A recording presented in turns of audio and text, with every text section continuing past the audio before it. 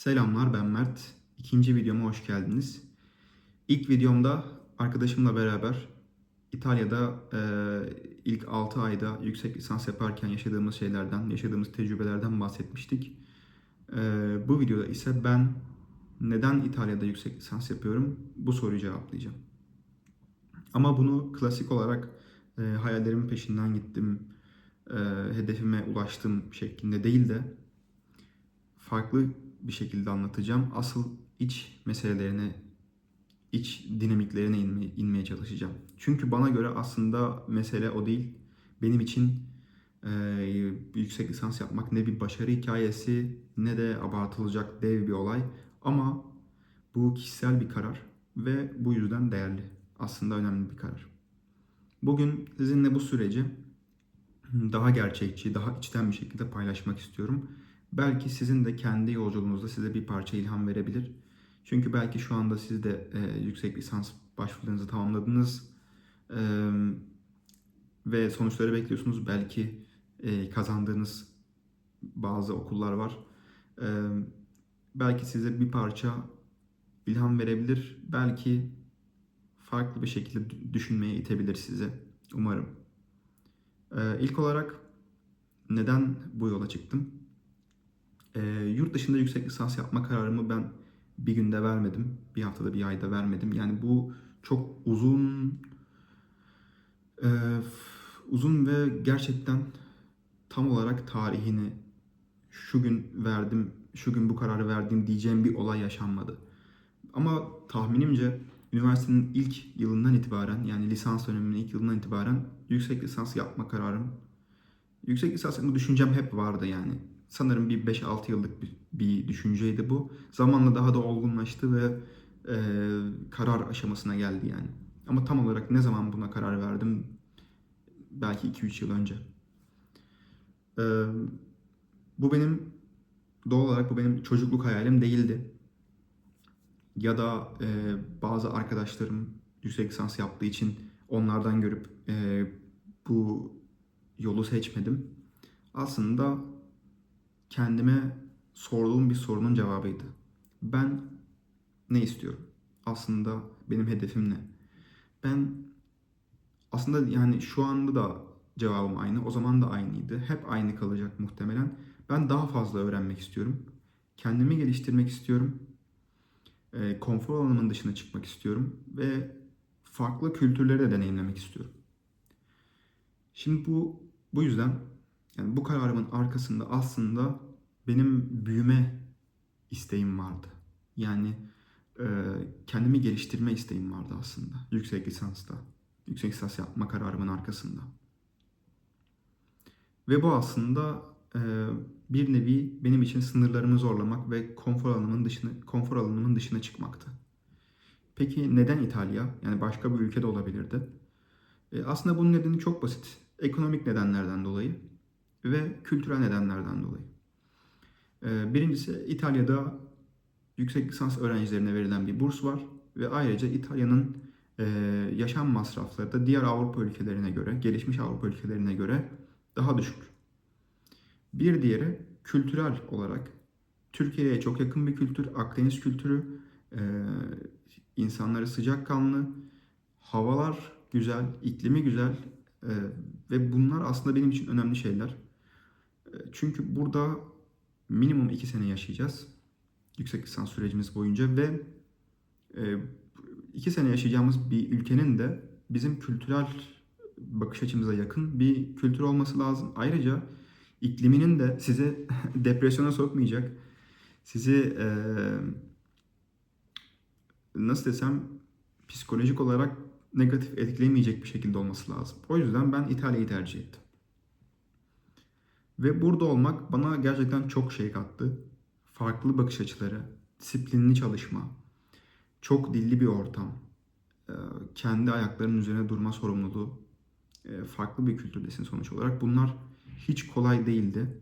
Ama bunlar öğretici miydi? Kesinlikle öğreticiydi bence. Ama şunu da açıkça söylemek zorundayım. Yurt dışında yüksek lisans yapmak çok büyütülecek bir şey değil. Evet farklı ülkedesin, evet kendi ayaklarının üzerindesin. Ama günün sonunda yine sabah kalkıyorsun, okula gidiyorsun, ders çalışıyorsun. Okey, bazen zorlanıyorsun, kendini geliştiriyorsun ama bu aslında göründüğü kadar harika bir hikaye değil. Ama bu yine de değersiz bir hikaye değil. Çünkü önemli olan, bu senin için anlamlı bir hedef mi? Anlamlı bir yolculuk mu? O yüzden benim için bu akademik değil, daha çok kişisel bir yolculuktu.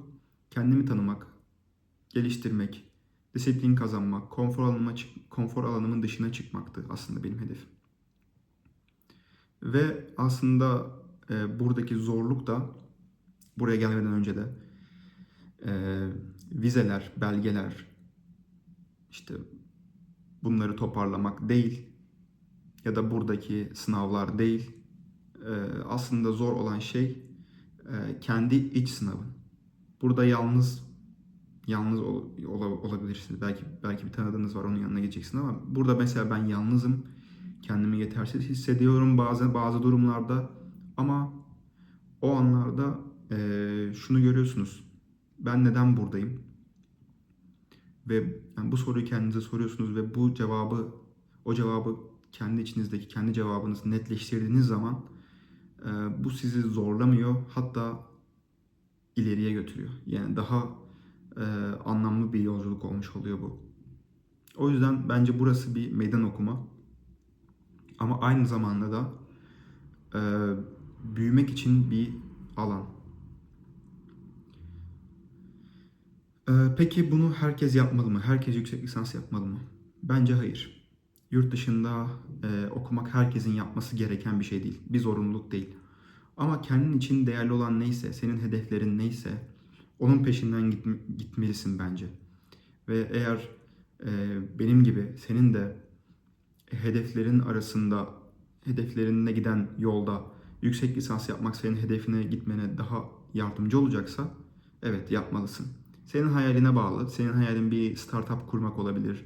Başka bir şehirde yeni bir hayata başlamak olabilir.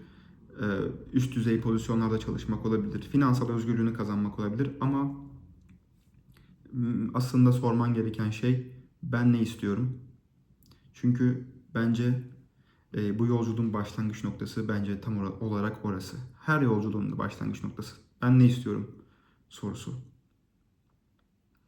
E, Ben bu videoyu da aslında bunun için çektim. Yani yurt dışına gitmeye ikna etmek için veya yurt dışında yüksek lisans yapmanın muhteşem bir şey olduğunu göstermek için değil.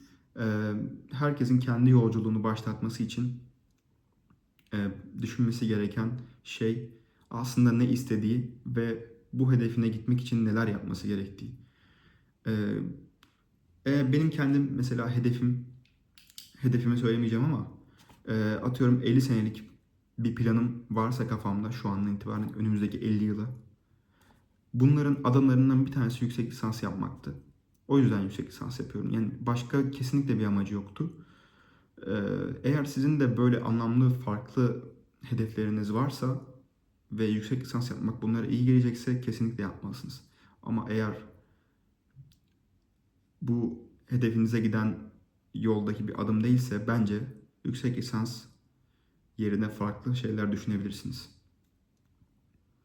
Yani unutmamanız gereken şey, istediğiniz yolda, hedefinize giden yolda attığınız adım değerlidir, her türlü değerlidir.